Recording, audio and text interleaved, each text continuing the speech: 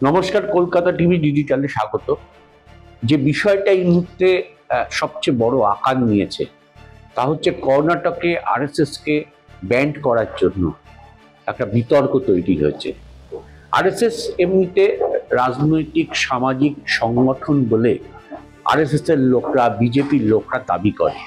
তারা কোনো রাজনৈতিক দল নয়, পলিটিক্যাল পার্টি নয়, ফলে এই দাবিটা তারা করে থাকে। কিন্তু কার্যত আরএসএসই গোটা বিজেপি সহ অন্য সংগঠনগুলোকে চালায়।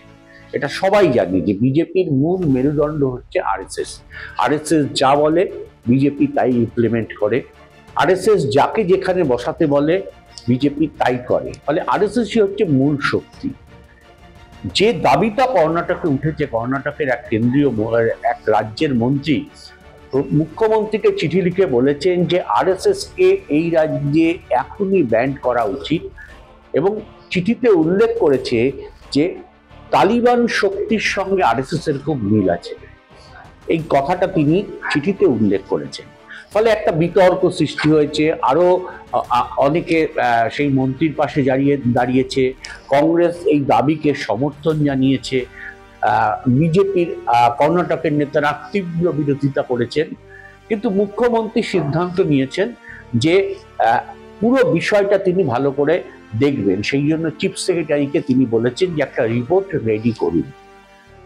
একটা বিষয় আসছে যে আরএসএস কি কোনো রাজ্য এরকম ভাবে ব্যান্ড করতে পারে? প্রথমেই বলে রাখি, আরএসএস এর দাবি অনুসারে আরএসএস কিন্তু কোনো রাজনৈতিক দল নয়, একটি সামাজিক সাংস্কৃতিক সংগঠন।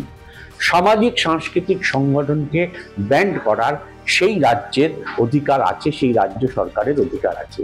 যদি রাজনৈতিক দল হতো, ইলেকশন কমিশনে নথিভুক্ত, তবে সেক্ষেত্রে ইলেকশন কমিশনের অনুমোদন লাগতো। কিন্তু এক্ষেত্রে যেহেতু আরএসএস কোনো সামাজিক রাজনৈতিক দল নয়, ফলে রাজ্য সরকার চাইলে আরএসএস কে ব্যান করতে পারে। ফলে কর্ণাটকের ক্ষেত্রে কিন্তু একটা নতুন রাজনৈতিক পট পরিবর্তন শুরু হয়েছে। বিজেপি তীব্র প্রতিবাদে রাস্তায় নেমেছে, পাল্টা কংগ্রেস রাস্তায় নেমেছে, বলেছে অবিলম্বে ব্যান্ড করতে হবে, এবং কেন ব্যান্ড করতে হবে তার পক্ষে অজস্র যুক্তি দেওয়া হয়েছে।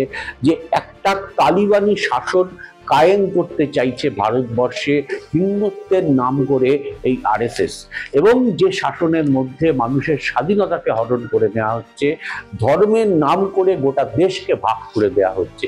ফলে স্বাভাবিকভাবে বিতর্ক সৃষ্টি হয়েছে। খুব উল্লেখযোগ্য, যখন এই নিয়ে গোটা কর্ণাটকে শোরগোল পড়ে গেছে, ঠিক সেই সময় দাঁড়িয়ে কিন্তু আরএসএস কোনো কথা বলছে না। এমনকি রাজ্য কর্ণাটকের রাজ্য আরএসএস কোনো কথা বলছে না, কেন্দ্রীয় আরএসএস এরও কেউ কোনো কথা বলছে না। স্বাভাবিকভাবেই মুখ্যমন্ত্রী সিদ্ধান্ত নিয়েছেন যে চিফ সেক্রেটারির রিপোর্টের পর এ ব্যাপারে সরকার সিদ্ধান্ত নেবে। যদি এই ঘটনা ঘটে যে কর্ণাটকে আরএসএস কে ব্যান্ড করে দেওয়া হলো, তাহলে নিঃসন্দেহে ভারতের রাজনীতিতে এই মুহূর্তে যা সিচুয়েশন, ফলে নতুন এক বিতর্কের জন্ম দেবে।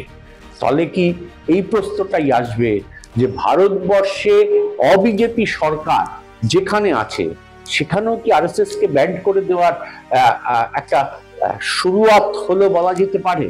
কর্ণাটকের এই উদাহরণকে সামনে রেখে অবিজেপি সরকার যে যে জায়গায় আছে সেই জায়গায় আরএসএস কে ব্যান্ড করে দেওয়া হবে, এই দাবি উঠবে, এবং সরকার সেই রাজ্যের রাজ্য সরকার কি সেটা মেনে নেবে?